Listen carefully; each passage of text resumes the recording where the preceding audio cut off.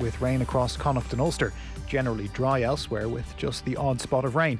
Lowest temperatures of 11 to 14 degrees. And now you're up to date on News Talk. The Football Show on Off the Ball. With Paddy Power. Chasing down the competition with the momentum of a Man United Champions League charge. Gamble responsibly. See www.net. I'm prepared to do anything I can to play my country again. Do it then. What about your start to the game? It wasn't bad, was it? Why should an honest answer be a mistake? How can a modern day manager not have a mobile phone? Why should he? So it's turning into an interesting evening in the Premier League. Aston Villa have taken the lead against Arsenal. They're just coming up on half-time. Trezeguet with the goal for Aston Villa at Villa Park, so it's 1-0 there. Earlier on this evening, it finished Watford 0, Manchester City 4. Joe Rawson was at the game.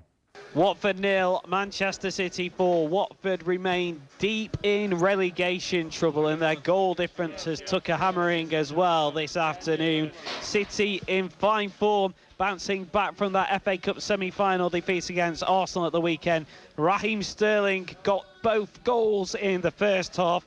His first, a good finish from inside the penalty area. He smashed it past Ben Foster, giving him no chance. His second, a rebound from his penalty that was saved well by the Watford goalkeeper.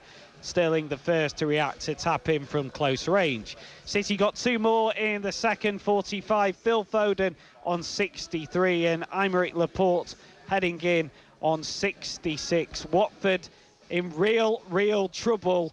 Aston Villa can take advantage of this defeat and move out of the bottom three with a good victory against Arsenal later on this evening. Full-time Watford 0, Manchester City 4. There we are. Let's check in at Villa Park then. Half-time, Tom Gale.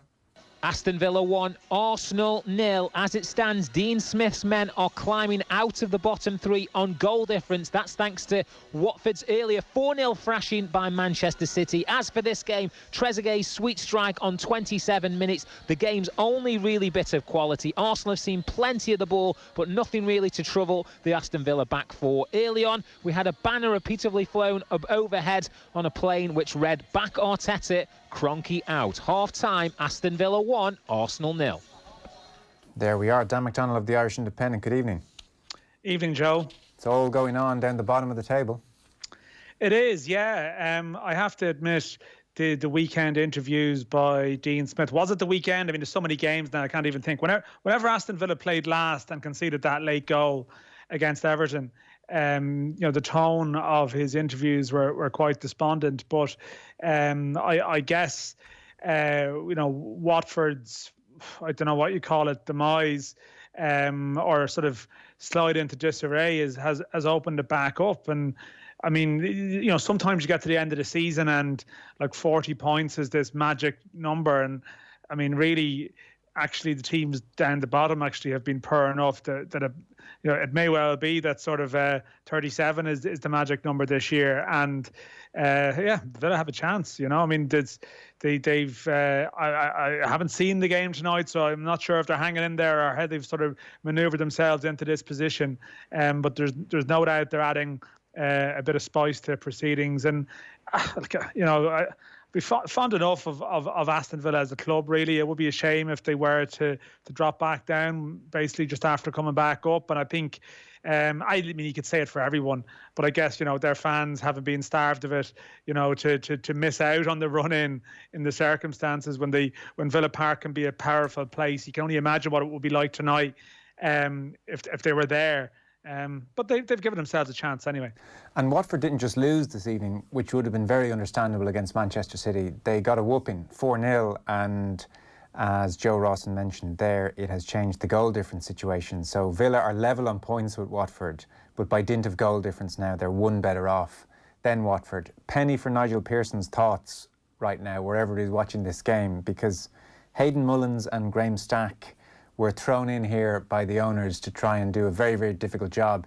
Whatever words were exchanged reportedly between Pearson and Gino Pozzo when emotions were high after that West Ham defeat, you just have to think continuity would have been preferable in an environment like this when they're trying to go into these two games.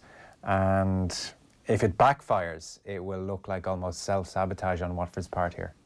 Yeah, I mean, I don't know. Watford are a club that I find it quite hard to care about. Really, Yeah. you know, they haven't. I mean, maybe it's just that they haven't had a sort of a real Irish presence there across their Premier League story, really. But also their whole policy on managers. Now you sort of have to sort of admire it in a way that they've basically, you know, they never get too attached to anyone. You know, they try and refresh themselves and maintain themselves as a Premier League club by changing manager at every opportunity, or sometimes they lose managers who play them as well too, whatever. You know, they play the game.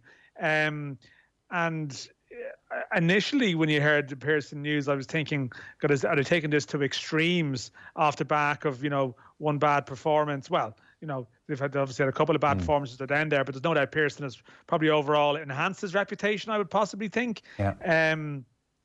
But, you know, we're taking it to extremes. But clearly there's stuff that's going on there behind the scenes, and it might cost you more than a penny to get Pearson's thoughts maybe in due course. But it feels like sometimes that they employ a policy that you know, a decision-making policy that leaves them vulnerable, I think, to occasionally just getting things wrong if there's a volatile environment there. And I mean, this would be this would be a fairly spectacular thing to do. Now, I mean, they always had a tough run in. I mean, that's a fact. You know, it's like a couple of years back, I think it was Norwich who had a very tough run in, and like the points on the board, you know, which it looked great, you know, on the table, but had to be measured against the fact that they had a lot of games coming in. And as you mentioned, like them losing to Man City isn't a shock, but the margin of it really could come back and bite them. Dan, significant news on the All-Ireland League front. It would seem that the League of Ireland Premier Division clubs have asked the FAI to get in touch with UEFA to consider an All-Ireland League. And it would seem the clubs up north, largely 10 of 12, have done something similar. They've asked the IFA to get in touch with UEFA regarding an All-Ireland League. Tell us what we know here. Yeah, like it is definitely a development. I think I heard you discussing it earlier and saying it's something concrete, and I suppose it is, but at this stage it's more a case of very early trying to lay foundations, really. Although I guess, listen, you know, I guess this has the potential to move quickly if there's a receptive attitude towards it. What's basically happening? You've laid it out there. There are two different letters from two different bodies of clubs, the Northern Irish clubs and the Southern clubs, and the decision was made just, I think, to go to the Premier Division, the top flight clubs in both jurisdictions. Although I think, you know, there is actually certainly Southern, there would be support further down the ladder, but in this case it was the top flight clubs that were, the discussion centred around them sending letters. And what's basically happened with this All-Ireland League debate, and I'm sure you have listeners there who've maybe heard it talked about, or maybe you've read bits and bobs about it, and it's been going around for a couple of years. But the problem with the discussion is that it's always been mired in hypothetical scenarios, that we talk about formats and what we might do and how we might crown champions and how we might decide someone is the king of the island, and scenario A, B, C, D, and E, and they looked at all sorts of formats. But to actually activate this and make it happen, the question that I suppose we would ask, or clubs or fans would ask, would be, well, are UEFA going to allow this happen? You know, what type of money do you actually have behind this? And they're both sort of tied in together in a way that the people driving this plan are hopeful that UEFA, while two separate international teams linger, that they will be amenable to the idea of two leagues merging for a time. Secondly, you're hoping that UEFA, within that and this structure that they've laid out, I don't want to get bogged down into it, you're heading into Nations League territory to a degree, but what they're talking about is a split season, so that you would have a Republic of Ireland and Northern Ireland League for the first half of the season, and then you would have an All-Ireland element afterwards. And the hope would be that retains a certain degree of independence that allows those leagues to retain European qualification places. So you're hoping that UEFA give the approval on that, and then you can go to the market and get sponsors and you know, commercial people on the basis that actually, you know, this is something that we have permission to do will you now put money behind us so we can give clubs a decision to make? Yeah. And this is a step towards doing that.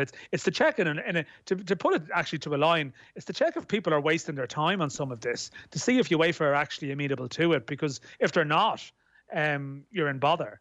Well, as I understand it, clubs are very keen to see how many of the 8 European places currently available for teams on this island UEFA will allow continue under the new format. So 8 European places. The clubs are very keen in European football for obvious reasons. They're going to UEFA, amongst other things, to check how many of those 8 places might survive this new format. And as you outlined it then, the new format would be the top 8 League of Ireland sides after a first batch of games, and the top 6 Irish League sides would go into a cross-border league that will then lead into a knockout series, which then results in the victor being crowned the King of the Island. We're not stuck with this King of the Island business, I presume. I think that's just a working title type thing, really. I mean, like, you know, I don't know. I mean, do you want to go with something with a sort of monarchical connotations? I'm not even sure. Maybe that might work. Like it's. I think that, to be fair, is just something they needed on paper. They went to these. There's this Dutch company called Hypercube who have advised on league formats around Europe, and they're data driven, but also they've spoken to clubs and got information around their various positions and preferences and opinions and whatnot, and. What you found is that there was a strong resistance to having basically an All-Ireland League for the entire year, that it would be 100% merged, which I think is where the idea started eventually and where people wanted it to go eventually. Okay. But this is compromise. This is basically an attempt to compromise. But UEFA have to consent to this compromise, because this compromise also involves that second half of the season. You would have games, say, between Linfield and Dundalk, where the points accrued from those games would actually have, would refer back to the individual leagues in North and South. I guess for American football fans or MLS, it's almost like conferences, where you can play teams across conferences, but your points tally reverts to the conference you're in, if you get me. So it's unusual, but UEFA have signalled at times that the idea of leagues merging, they're not completely against it. It's happened in women's football in Benelux for a time. So maybe they might be amenable to it here. And you have to ask the question. You simply have to ask the question. Yes, and the reason I used the phrase concrete earlier on is because I don't think, correct me if I'm wrong, I don't think there's been a period where all 10 of the Premier Division clubs down south and 10 of 12 up north have got together, have agreed on a format, have written the letter to their respective bodies, who have then passed on the question to UEFA. I don't think we've ever been this close before. No, it is true. Like when you break it down to 20 of the 22 top flight teams on the island being up for it, that certainly is they are mandating their governing bodies to pursue this. Now, the problem we have here really is that we still have a situation where the Irish Football Association, the Northern Irish governing body, are still opposed to this. They have said they're not open to it. Now, if their clubs all come to them and say they want it, well, then that puts them in a position. But there would be quite traditional forces there that resist it. There are 2 clubs, Dungannon and Cliftonville, that haven't agreed to signing the letter. And, the Dungannon chairman spoke last week, and Cliftonville people have spoken privately and previously that they are still vehemently opposed to this. So there's still obstacles to cross. And what are their reasons, Dan? Well, this is the thing. I mean, there are reasons that have been put forward as opposition to the plan, and then there's a potential of, I guess, stuff that people haven't necessarily said, but you suspect that this is a factor in it. Right. Give us both. Give us what they're saying, and then what we actually think. I'll give you both. Well, no, listen, there is valid points also being raised as well. For example, someone like Dungannon, who was a small club in the context of the Irish League, their fear would be that while they are a top flight side in the Irish League at the moment, if you go into an all-island league structure, their view is that the smaller Northern Irish clubs would be swallowed up. They're only coming around to some kind of full-time football in Northern Ireland now, and even then it's baby steps. Okay. And their fear would be that they'd be blown out of the water completely, perhaps. To be fair, that sounds legitimate, if understandably self-interested, but that sounds legitimate. Yeah, listen, I accept that point. The only thing is that would have been more relevant in the initial format that was being discussed, where this becomes a permanent structure. Whereas as it happens, at the start of every season, there still will be a top flight of 10 to 12 clubs in the Irish League, and the top 6 have the opportunity to qualify for the King of the Island competition. But when you get back to the start of the next season, you're still back to being that top Irish League club again. You're not disappearing. Another concern that they would that has been raised by several clubs and fans and supporters in Northern Ireland would be travel. The prospect of, say, travelling to Cork or to Derry, or to, well, Derry's actually a bad example, but to Cork, to Waterford, down south, and the cost of that. Now, again, that was a point that would have been a valid.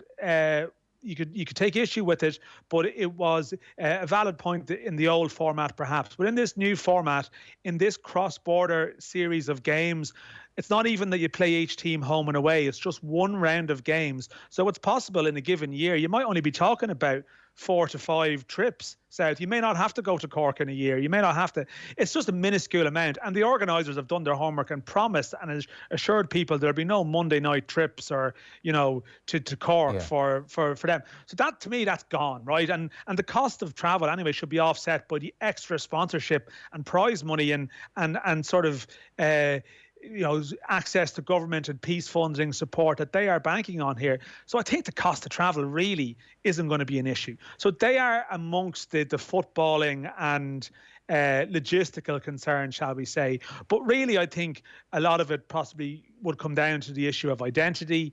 It comes down to independence. It's a small football community in Northern Ireland, but it's quite proud.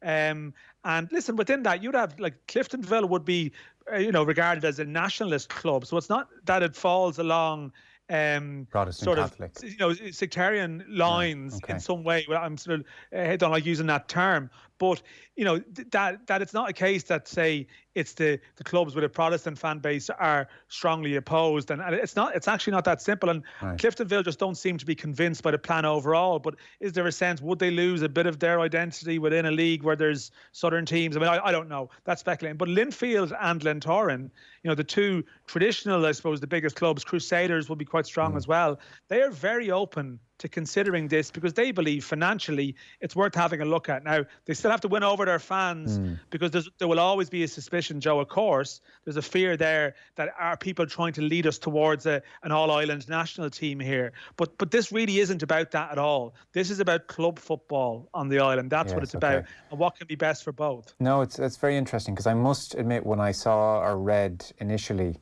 that 10 of 12 Northern Irish clubs were up for this, I did think of Linfield and Glentoran and was surprised to see it wasn't those clubs. As an aside, I think it was Neil Richmond, was it, the Fine Gael TD, who was talking about how an all-Ireland team would be better again, and he was suitably chastened by Dan McDonnell on Twitter. Yeah. Well, listen, I mean, I think what was your point to him? That, hang on, if we start talking like that, we're going to jeopardise this whole other plan. Yeah, completely. I don't think his tweet is there anymore. But that's what happens when Dan McDonnell gets involved. People get scared. I think people, there's no doubt. I've been asked to go on shows, in say BBC Radio Ulster, and there's no doubt that when this topic is discussed, it always moves towar's what does this mean for the All-Ireland national team. And would it expedite the possibility of an All-Ireland team if we had an All-Ireland league? I'm not so sure that it would, really, to be honest. Like, I think that's why it's significant, and I think that's why I always thought that one of the biggest steps towards this happening would be if two other leagues in Europe merge. There was talk a while back of Belgium and Holland doing it, and that's not linked with a move towards uniting Belgium and Holland under one flag. That there is a sense that generally smaller leagues need to come together to almost strengthen themselves at a time when the big leagues in Europe are so dominant. But naturally, with the history of this island, with the fact that other sports are 32 county, of course that question will always be there. My personal opinion on that would be that that would follow a border poll. That's where it comes. I don't think we would have a situation where you would have an all-Ireland national team before you have a United Ireland. I don't think that would be the case. In fact, that would actually pose more questions in terms of UEFA and football and so on. So no. The short answer to that is basically no. I'm sure that we're going to face that debate politically at some stage in the future, but I don't think football is going to take the lead on that. I think it would respond to it. Yeah, well, who knows when a border poll happens, so that might expedite things as well. Is all of this really just on the back of the work that the Kerry businessman Kieran Lucid did, where he was trying to push the idea of the All-Ireland League and various formats were talked about? But it seemed like it had died away. I got the impression there was not much beyond initial curiosity and interest, and the clubs weren't that interested and it had gone away. I don't understand why it's suddenly mushroomed up again. I don't think it ever went away, really, but I think that there was... and of course, there was actually positive meetings in January, February this year, and then, our world changed, and all of a sudden, clubs on both sides of the border were thinking about getting to the next week rather than bigger picture stuff. But I think, listen, the sense that it's gone away has come, no doubt, from some of the very definitive statements from people. The Irish Football Association, when you have one of the two governing bodies saying we won't have this.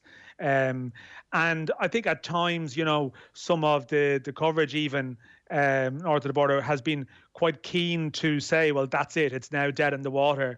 While, I don't think that view was reflected by clubs. And for example, the story actually came out last month about the Irish League clubs sending the letter to their association, and it did cause you see, I was reading the response to that, and there's no doubt that a lot of fans still of the clubs, and football in Northern Ireland is similar to here. You have a loyal fan base at every club, that's there's the wider public, sporting public, and there's the committed fans, and there's no doubt that a lot of the committed fans of clubs are sceptical. And I even saw on social media, directors involved with clubs being very, very down on the whole thing. Okay. And even at one point, I think I saw, a media member suggesting, sure, who knows, the IFA mightn't even send that letter to UEFA. as though this almost would be okay. Yeah. I think at times, the IFA, I sort of feel that their stance on this, I'm not sure. I think it should possibly receive more criticism, but that hasn't been the case for whatever reason. And I don't know. You end up try and second guess how things are working and operating. But I don't think the people behind it ever gave up, Joe. And I think the reason is, Kieran, there's been a lot of speculative stuff about the future of football, League of Ireland domestic football for years. But this is the first group that have got some impressive people together, put some data and gathered information and put stuff on papers, and rather than just talking in broad, vague terms about stuff, they've actually presented professional proposals and said, okay, here's how we might do this. Yes. And that has convinced a lot of people in clubs down here, we can't let this guy go. We can't, we can't just give up on this because there's resistance to it. There was always going to be resistance. Yes. So let's keep asking the questions. Yes, and if your clubs are constantly struggling for money and the league is constantly struggling, and this is a way to increase sponsorship and increase the strength of the league, then you'd be a fool to turn away from it.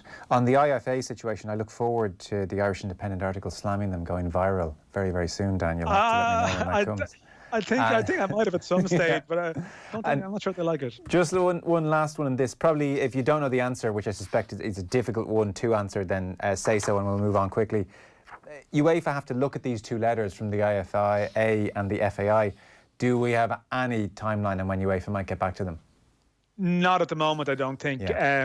And I mean, we have to trust that they get the letters. But there's no timeline. But again, UEFA at times, when there was chat about a joint bid to host the Under-21 Championships between the FAI and the IFA, I think there are definitely people in UEFA who like the All-Ireland angle, the peace angle. I think you will find that there's a receptive attitude to it to some degree in UEFA, but what they have to be careful of is that they have 55 members and there's issues of precedent here. Yeah. So if you give special permissions on European places and stuff like that, you want to be pretty sure that you're able to defend that, because all of a sudden you have you want to be prepared for the wave that comes with it. So there's a lot to go with this. I'm hopeful that there's a desire to keep pushing, but I don't think you should be naive. Anyone should be naive to the fact that they have hurdles to cross. I think they know that too, but they're trying. And I mean, it's better to try with a plan than to have no plan at all. Okay, brilliantly explained. That's us up to date in the All-Ireland League. Robert Watt, Dan. Politicos out there will maybe be aware of Robert Watt, Secretary General at the Department of Public Expenditure and Reform. He has been ratified. There was a virtual meeting of the FAI board, and following recommendations from the Nominations Committee, Robert Watt is the fourth and final independent director to join the board of the FAI. Anything of note here? Well, I mean, you're talking about, at a time when I suppose there's a big power struggle, I guess, for want of a better term, around. In fact, it's not. I mean, that's probably the right term, over the top table of Irish football at the moment, which is very much interlinked with the government. With this wrangling around the number of independent directors on the FAI board, which is causing consternation in football circles, because at the moment we have 4 independent directors and 8 board members elected from football constituencies. But as a consequence of this rescue deal that saved Irish football from, liquidation, or however you want to phrase it, we now have to go to 6v6. Half independent directors. Can I jump in on that? Sorry to interrupt, because there was a piece in the Sunday Independent, for instance, John Green and Wayne O'Connor at the weekend, and you get a sense of this grumbling. So as you said, they have to go 6 and 6, 6 independent directors on the board. And so, for instance, there's a James Kelly of the Leinster FA. He's part of the FAI Council, and he wants an emergency meeting. He's written to the FAI's Chief Operating Officer, Ray Walsh. He wants this special meeting. He reckons he has the backing of 45 members out of the 78-person representative body. In short, they feel that this deal done with Shane Ross is a stinker. They feel that football people, and this phrase is used throughout the piece, are losing their voice because instead of the 4 and 8 split, it's a 6 and 6 split. I saw Mick Wallace as well, obviously Wexford Youths, as well as his political career. He said that the even split on the board would see the association relinquish control of its affairs. He said Irish football losing its voice, it's unheard of in world football. I think the government handled the whole situation very badly. The football community stayed quiet for a very long time because they were on the back foot because of this shite around John Delaney. But it's gone too far now. It's important that football people run the Football Association. 8 and 4 is fine. 6 and 6 is ridiculous. I don't agree with it. Shane Ross went on a bit of a solo run, etc. That's the mood, certainly in part of the FAI. But geez, I don't know. The FAI are in a bad position and it's all their own doing, one way or another. I don't have huge sympathy. John Delaney's particular role notwithstanding. 6 on 6, is that the worst thing in the world? Like, these 6 independent people are not coming in here saying, how can we ruin Irish football? Like, they're coming in to try and do a good job. What qualifies you as a football person? Do you have to take penalties in front of Mick Wallace? What's the deal here? I mean, Mick Wallace is right. The football community stayed quiet for a long time. Long time. That silence was a long silence, Joe. Very silent. Can I get a definition of a football person? On a serious note, so for instance, Robert Watt doesn't qualify as a football person in their eyes. So is he like the enemy on this board now? Well, you see, he's involved with his local club from Condra. A football person in this definition is someone who's been elected by other football people to be in the seat that they're in. That, there's a big thing around that 8 members of the board at the moment are democratically elected, i.e., they've come through various constituencies, and the other 4 have been appointed. Now, this is the thing. I mean, some of the language around this is I find it slightly. It's very strong. If it was 10 independent and just 2 football people, I'd say okay, I hear you. But 6 and 6 seems like an okay way to segue into the future. Well, I mean, we will be told that we are an outlier in world football in terms of independent, representation in terms of FIFA. I mean, North Korea are a member of FIFA. This suggestion that. How many independent directors on the North Korean football? I'm not too clear. What sort of nominations committee they have. But the point is, there are valid points being raised around the FAI's governance process, appointments, how people have been brought in. It's unsatisfactory, some of the internal appointments. I completely get that. I think they've left themselves open to very valid criticism. The problem with the people making these criticisms, the James Kellys and the veteran administrators, the Nixon Morton previously and people of this world, is that I think the public are looking in from the outside and they're seeing that one of the big changes they don't like is not just the board representation, but it's that council members that have been around for 10 years or longer have to go straight away. And it would appear that if they get the memorandum changed, a consequence of this may well be survival for some of these people who've been around for a long time. Some of them are great people who've been, I think may have, should have spoken out before or got more involved before and didn't for whatever reason. But there is, we are in a situation where I think it's very hard to get public support for the concept that all of a sudden the FAI is going to lose all this experience that's been around for a long time. That experience that was around for a long time didn't help them very much. And this is a problem. I just note this from, listen, I cover this all the time. Sure. So I would interact with a lot of people in football world and they are energised and rightly by aspects of this. But I think the general public are looking at this and going, hang on, because there's an element of rewriting of history here. Like Mark McSharry, the Fianna Fáil TD, was angry in the Dáil last week. Now his view was, his view, he felt, and he said he was almost like he said that Micheál Martin had indicated to him before they came into government that if they came into government, they might review these terms. And it comes past that they haven't. But one of the Mark McSharry lines last week is that we are about to lose the experience of some people who will, they won't be able to serve on committees any longer. People who stood up to the previous regime. The people, they may not have liked it, but they certainly didn't stand up to them. Those people don't exist. So there's a rewriting of history here to suggest that this would be an absolutely terrible thing. Now, the issue that they have, I think 6 independent directors is one thing, but there's obviously massive, I guess, suspicion in football circles about the fact that Roy Barrett, who's the independent chair, Gary Owens and Niall Quinn were previously member of this visionary group, that had put a document and paper together last year with their vision for Irish football. And there's a suspicion there in football circles that it's not that it's the case of independent directors, that it's people who are moving in train together. Okay. But I have to say, you start talking about, well, it's 6v6 and if it's a casting vote, the assumption that the independent directors would always be on one side of the room and the football elected people would be on the other side of the room,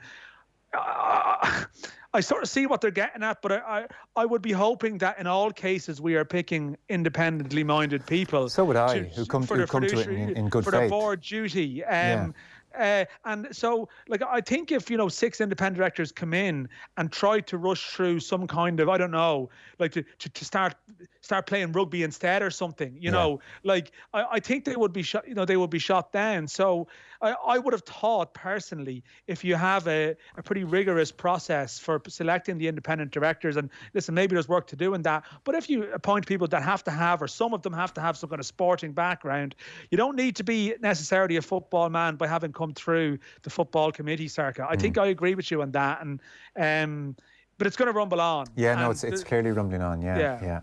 We're just out of time. Thanks for that. And there's a couple of texts in. Sean wonders, has there been a power cut where Dan is? Graham wants to know if you paid your ESB bill. Is everything okay, Dan?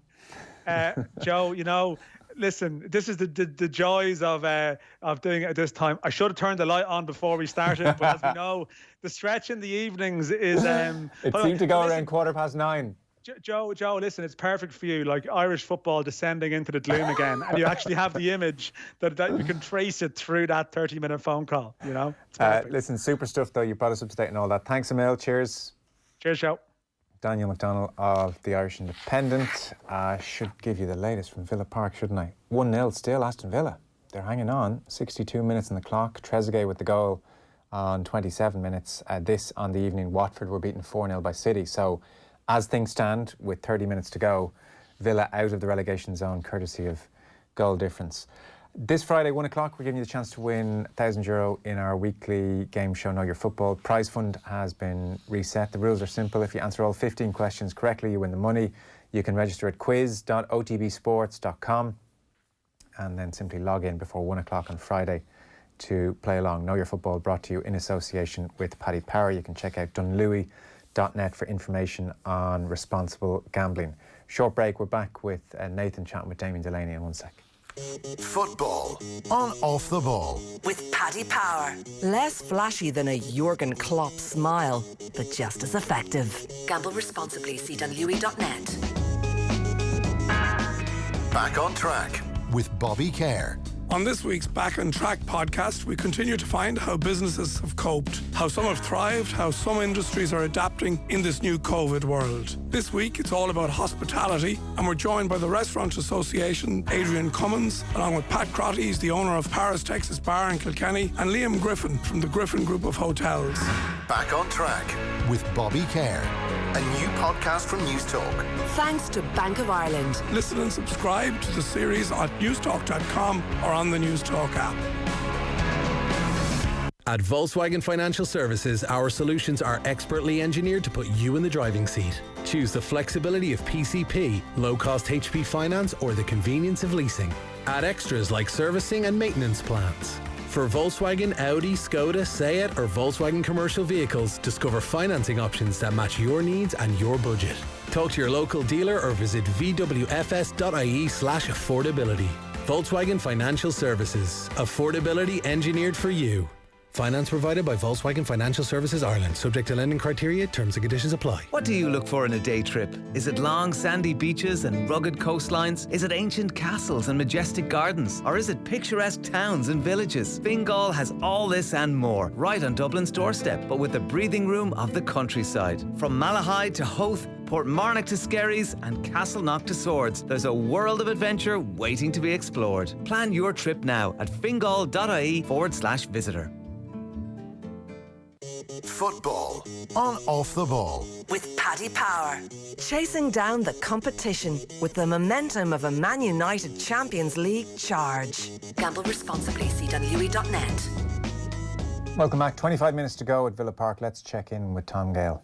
Aston Villa 1, Arsenal 0, and as it stands, Dean Smith's men will be climbing out of the relegation zone on goal difference.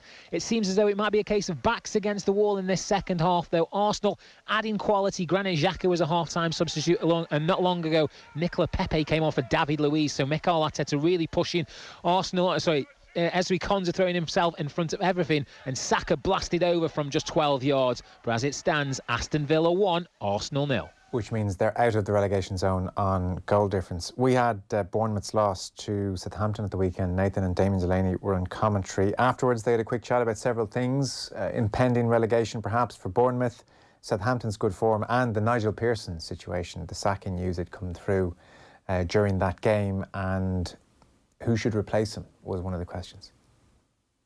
So a devastating defeat for Bournemouth against Southampton. 2-0 is how it finished, but it looked as though it was going to be 1-1. Sam Surridge, local boy, 21, came through the club's youth system, thought he'd equalised on 96 minutes, but VAR intervened. Callum Wilson was offside, and that means heading into the final week of the season, Bournemouth are 3 points from safety, but it's out of their own hands. If Watford, as a long shot as may seem, pick anything up against Manchester City or Arsenal, they're down, Bournemouth, no matter what they do next week against Everton. Damien Delaney was alongside me watching this. Did they deserve something from the game, Damien? Probably not. I mean, if you're honest with it, Southampton should have been 2 or 3-0 up.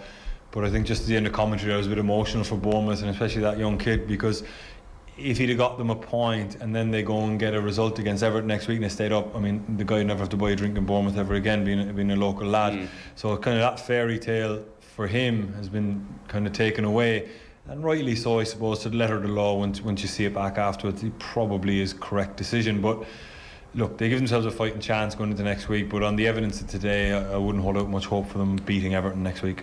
It's now 1 win in 12 for Bournemouth. That victory against Leicester, God knows where that came from last week. What's gone wrong for them this season? They spent a lot of money, and Eddie Howe seems to. Well, look, I suppose first and foremost you have to mention their injuries that they've had. But that aside, they spent a lot of money, and you look at the young kids, Kelly and Surridge coming on today. Brooks hasn't been great since recently. Like, just seems to have gone a little bit flat. Maybe the manager's lost a little bit of bit of enthusiasm for the job because the manager is down a little bit. The players that have come in haven't really had the desired effect. Lerma has been okay, Billings has been okay. They've not brought in players that have kind of elevated them and make them come on in leaps and bounds, or even come on at all. They just seem to have stagnated. And unfortunately, when you get into a little spin like that the other side of Christmas, and relegation is on the horizon, and people start saying things like, oh, you know, you're too good to go down, or, you know, oh, we won't go down. All of a sudden now you're like six defeats in a row, and you're on the cusp of going in. And then when you drop in, psychologically it can be difficult to get out of that. There was a crazy couple of minutes there where Danny Ings scored the goal, and then news came through pretty much at the same time that Watford had sacked Nigel Pearson. So Watford are fourth from bottom. They were obviously beaten in that huge game on Friday night, well beaten by West Ham, but have put in some, you know, very inconsistent, obviously, considering they're in this position. But he's only in the job since December. Can you understand what Watford have done? Okay, one or two things have happened here. Either, you know, he's gone real heavy on the players on Friday night after the game, or he's gone real heavy on them yesterday morning in training, and maybe he has lost the run of himself and went over the top, considering they're still in with a fighting chance.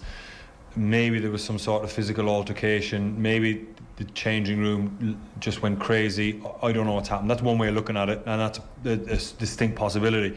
The other possibility is the owners have basically said to themselves, he's going to be gone in 2 games anyway. At the minute, with the curve that we're on, which is hurtling towards relegation, we might as well give ourselves a fighting chance. And maybe we get a manager in. I mean, off the top of my head, I'm thinking a Sam Allardyce type character. I know that it sounds absolute lunacy, and I know everyone out there is saying it's crazy. But if you're a businessman and you're an owner of a football club, you want to give yourself a fighting chance.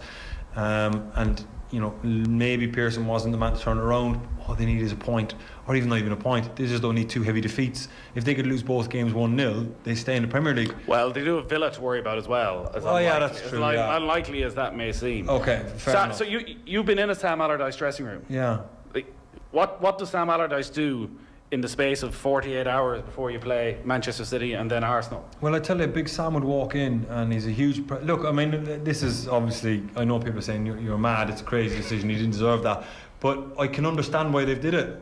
You know, if it wasn't the first reason and something happened on Saturday morning and they're coming at it from this angle, I see why they've done it. But Big Sam would walk through that door, big hulk of a man, he'd walk in and he'd own the room straight away, and everybody would be quiet.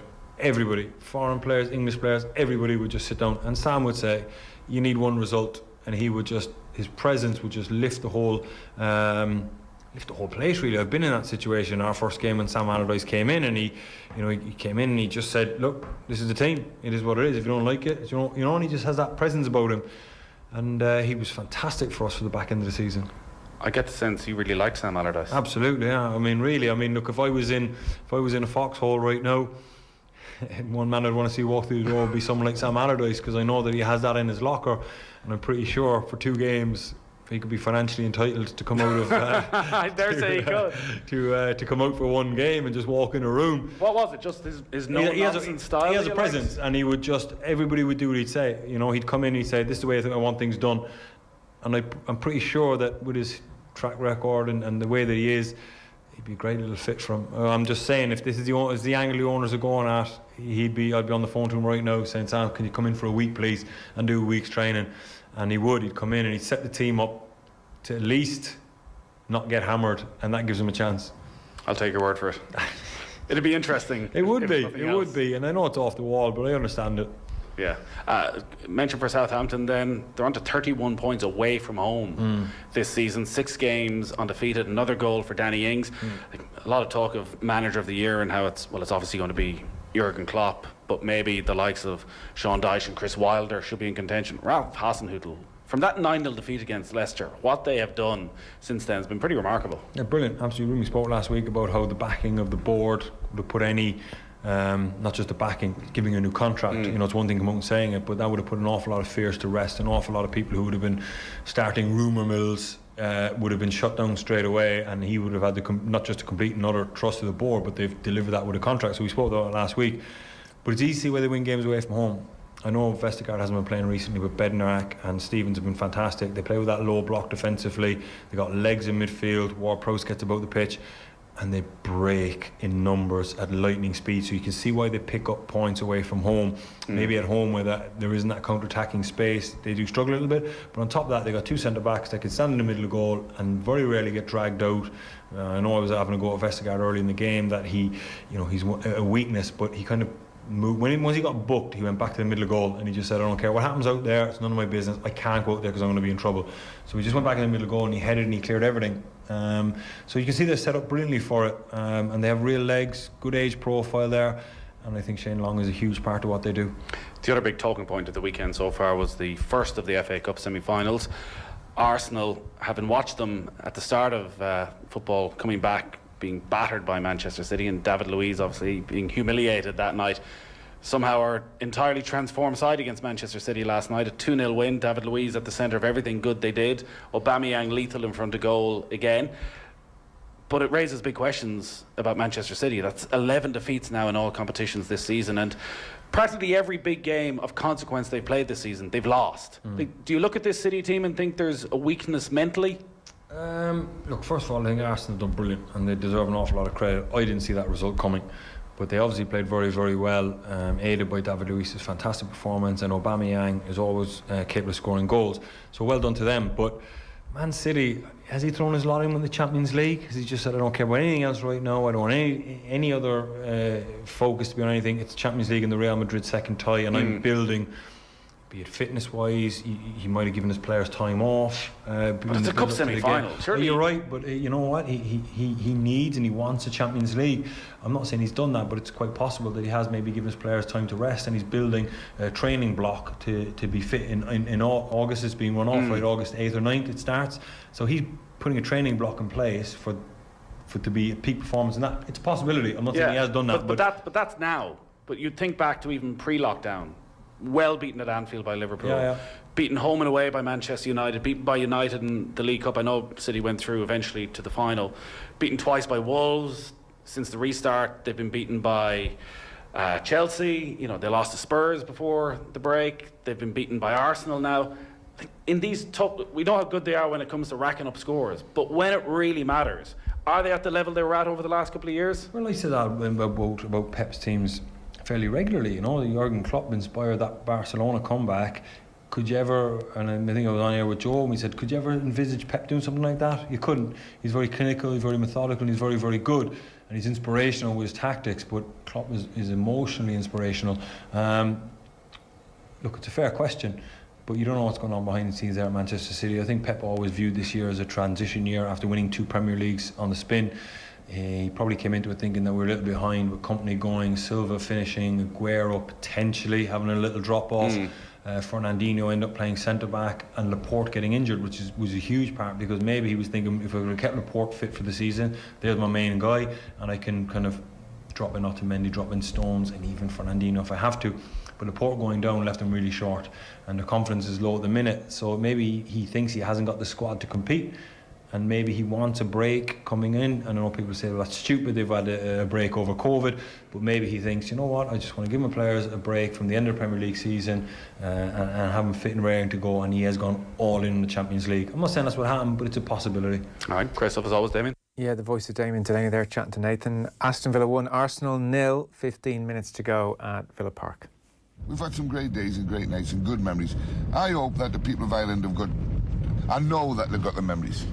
I know they cherish them, and I know that they've enjoyed the days that when they've done something that they've never done before. They go to a World Cup as part of it a couple of times. They've enjoyed that, and the European Championship. Thank you for the days,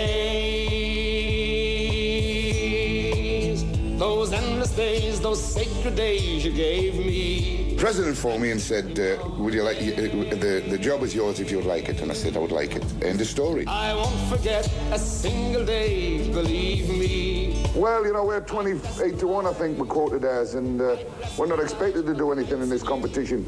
We just hope to surprise a few people. This kick by Sanson, in goes Aldridge, and Houghton! 1-0!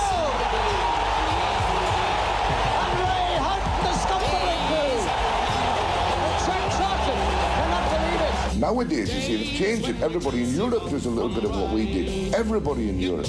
But they've changed the name, the FIFA guys. They call it pressing, because they don't want to tell us that we started it. We call it putting people under pressure. Malta 0, Republic of Ireland 2, and history has been made in Malta. Jack Charlton achieving his victory, achieving his ambition. We've qualified for the Go to Italy and we've done it ourselves. I'm absolutely delighted, not only for me, for our lads and for all the fans, everything. The nation holds its breath. Yes! And then I saw David come in, and I'm not the greatest believer in centre-backs taking penalties. And then David went back, put the ball down again, and sent the goalkeeper away and put it in, and it went fantastic. We're in the last 8 for the first time in my history, and it's magic. I'm delighted for the lads. And good luck to the people back home. Hope they have a good part. Burton came to me and he said, our boss, he said, when we get to Rome, you'll get us in to see the Pope, won't you? Well, that was where the final was going to be played, and I don't think that a prayer again was a final.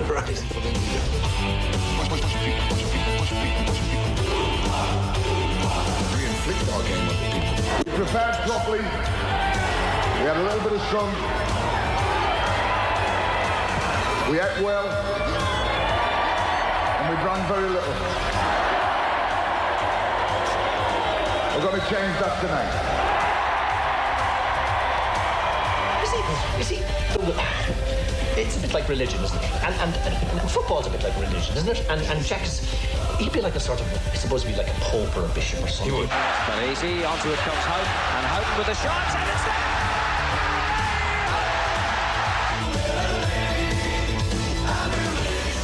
I went into the players and we just sat in the dressing room and we were getting changed and everything, and then somebody come and said to me, would you come out back on the pitch? I said, what for?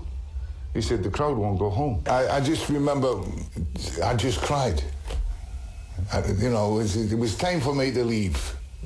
I'd been there for 10 years and it was time for me to leave. And I did.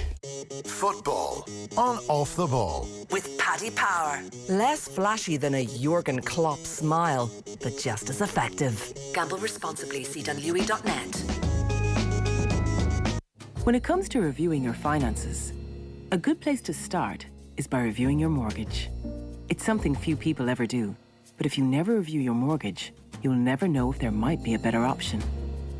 That's where the Ulster Bank mortgage team could help. Wherever you bank, be sure to talk to us and see if switching could make a difference. Just search Ulster Bank Switch. Ulster Bank. Help for what matters. Over 18s only. Ulster Bank Ireland DAC is regulated by the Central Bank of Ireland. Thinking about your next getaway? Rediscover the journey, the adventure of the open road and every stop along the way. Rediscover space and comfort on board in our lounges and private cabins. Enjoy the fresh sea air and relax as you travel safely and in style. Rediscover ferry travel with Stena Line and take a carcation to Britain. Our great value economy fares start from only €117 single car and driver, with flexi ticket upgrades only €18 more.